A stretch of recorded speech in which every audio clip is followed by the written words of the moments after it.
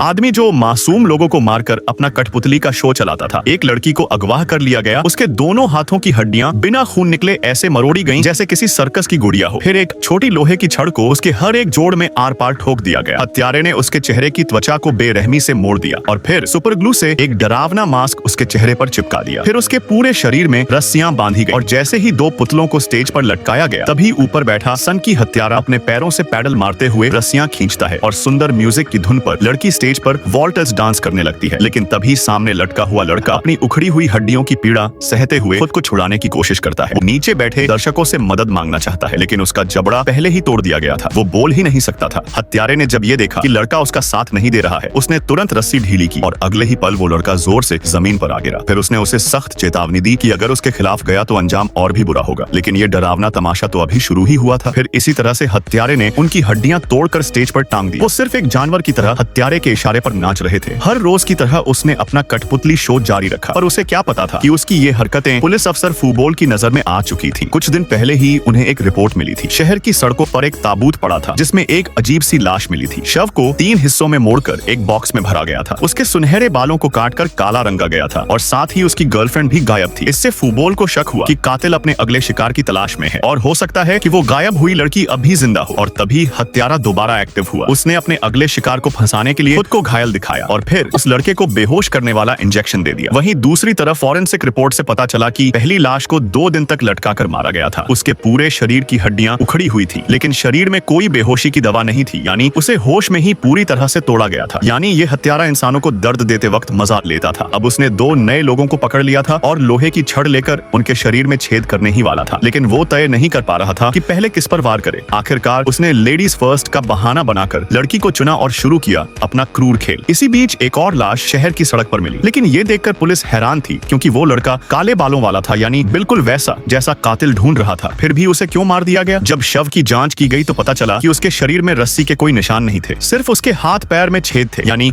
उसे लटकाने से पहले ही वो खून बह जाने से मर चुका था। लेकिन एक खास बात और थी, उसके पहने हुए जीन्स वही थे जो पिछले शिकार पर भी थे, यानी ये एक बड़ा क्लू था। पुलिस ने तुरंत शहर की जीन्स बेचने वाली दुकानों की जांच शुरू की और जैसे ही एक दुकान के मालिक को सारी बात पता चली, उसका चेहरा बदल गया। उसने बहाना बनाकर सीसीटीवी चेक करने को कहा और खुद पीछे के दरवाजे से भाग निकला। अब बात स्पष्ट थी कि ये दुकानदार कुछ छुपा रहा था और हुआ भी वही। वो सीधा पहुंचा हत्यारे यानी सांग ब्याओ के घर, क्योंकि वही एक ग्राहक था जिसने ये खास जीन्स खरीदी थी। अब भले ही वो दुकान वाला सीधा हत्यारा नहीं था, लेकिन वो खुद को फंसते देख डर गया और सफाई मांगने पहुंचा, लेकिन सामने वाला तो हैवान था। उसने उसे अंदर बुलाया और जैसे ही दरवाजा बंद हुआ, दुकानदार को समझ आ गया कि अब अगला नंबर उसी का है। वहीं दूसरी तरफ अफसर फूबोल अब तक हर सबूत जोड़कर सच के बहुत करीब आ पहुंचा था।